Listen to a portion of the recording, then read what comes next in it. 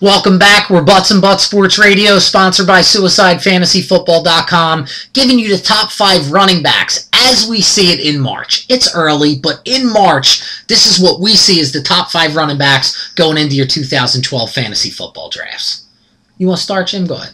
My number one guy, I'm going Arian Foster.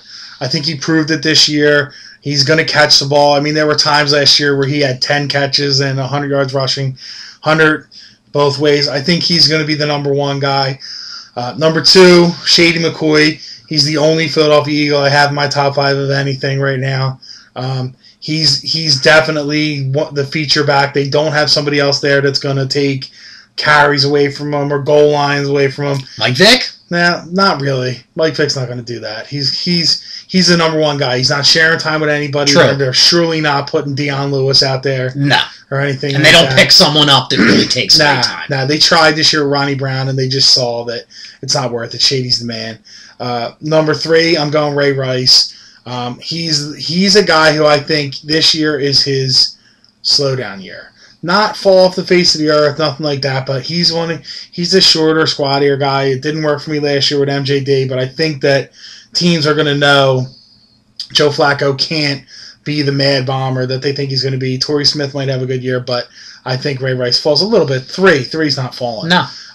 4, I got Chris Johnson. I think Chris Johnson probably will wind up as the top running back in football this year coming up, but off of what he did last year, you can't put him down there. I think he's one of those guys that's going to be frustrated. He's going to sit home in the offseason. He's going to see how it felt to suck all year, how it felt to have people saying Javon Ringer might take time away from you.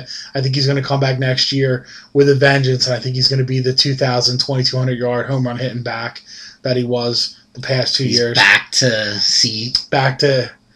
2K? Yeah, C2K. And my CJ2K. My number 5 was kind of tough. I looked at a couple people. If Felix Jones wasn't on the Dallas Cowboys, it would be DeMarco Murray, but they like him too much. Murray. I'm going with Maurice Jones-Drew, even though I thought he was going to be retired by the end of this year. When I talked about him last year, he's just the only weapon that they have down there. Blaine Gabbert's not really that good. Their best wide receiver they cut in the middle of the season last year. I don't even know what they're going to do on offense. They're going to go MJD right, MJD left, MJD up the middle for a screen pass. And he's proven that he can handle the load, so. And he's a fantasy football guy. I'm going with my top 5. It's very similar to yours, Jim, and I did not look at your list and copy.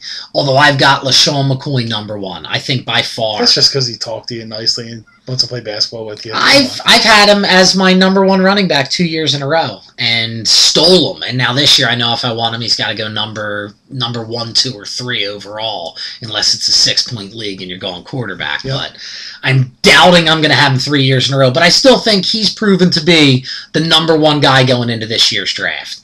Number 2, I'm going Arian Foster. Last year I was not high on Arian Foster at all. I even said Ben Tate was going to end up putting up more yards than Arian Foster, just because I didn't believe in him. I believe now. I do believe, but not enough to make him number 1. Ray Rice, I'm with you, number 3. Although he's a guy, Jim McCormick really did make me think. He has proven himself to be worthy of that number 1 position. Sure. I'm not giving it to him, but he has kind of proven to me that he's at least worthy of it. Number 4, I'm with you, although I don't see him being the number 1 back in fantasy this year. I think Chris Johnson is the number 4 guy. And number 5, I'm with you on MJD. And I know you hated him last year, but you see what I was talking about, that just consistency. If he can handle at least, and I don't think he's going to play all 16 games. I'm calling for Maurice Jones-Drew to play 12 or 13 games and still have the value of the number 5.